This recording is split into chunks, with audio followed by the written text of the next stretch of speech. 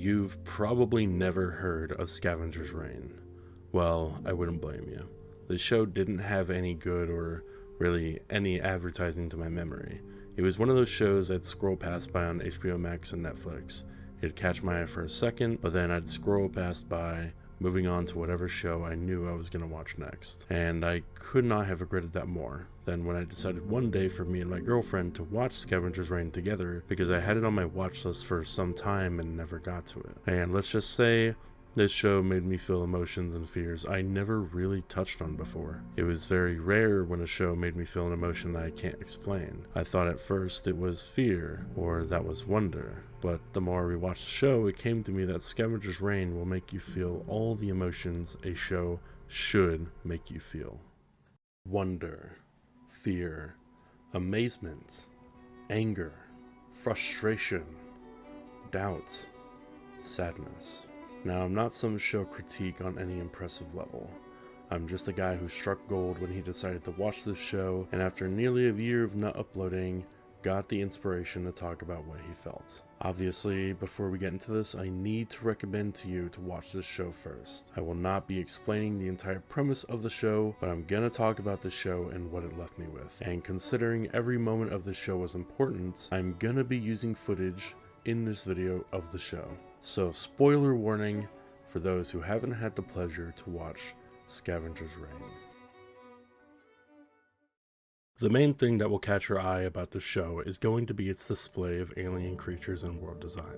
There are so many moments where the writers and artists behind the show will amaze you with their insane amounts of talent to show, not tell. You will be experiencing this alien planet alongside the main characters, both the good and the bad, that this world has to offer. The aliens in this human desolate planet are things I couldn't even imagine if I tried. The plants, the creatures, the goddamn, just the whole world is beautiful. And it's even more amazing how the people behind this show display how everything in the ecosystem has its purpose. It has its reason to exist on this planet. And the show honestly reminds me a lot of my experience with a game called Subnautica, which is a game where you're trapped on an alien planet using your knowledge and sci-fi technology to escape, while also making use of biological technology, all while you're learning about the creatures you're now forced to live with to survive. While there are a few creatures I didn't really understand, that's actually completely fine with me. I don't think we're meant to understand or be explained how all these creatures work and what their purpose is.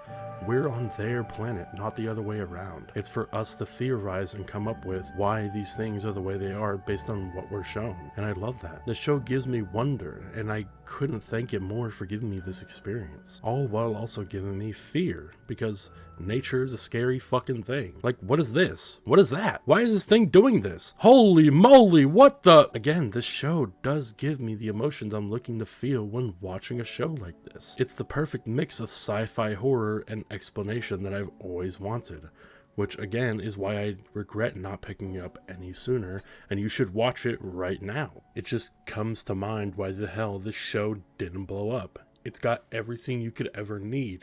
Great music, amazing world design, unique alien designs, nicely written characters that serve a purpose to the plot. And there isn't a single second of watching the show that I felt was a waste of time. Now that I brought it up though, I want to bring up the characters. Every single character in the show has their purpose. There wasn't a moment where I felt visiting a character's perspective had no reason to be there. I was 100% all the way invested on how a character was going to end up, and there are few shows that make me that focused. This show likes to bounce around from character to character to show what they're running into on the planet at the time, which works because Scavengers Reign has very few characters to work with, and it benefits from that.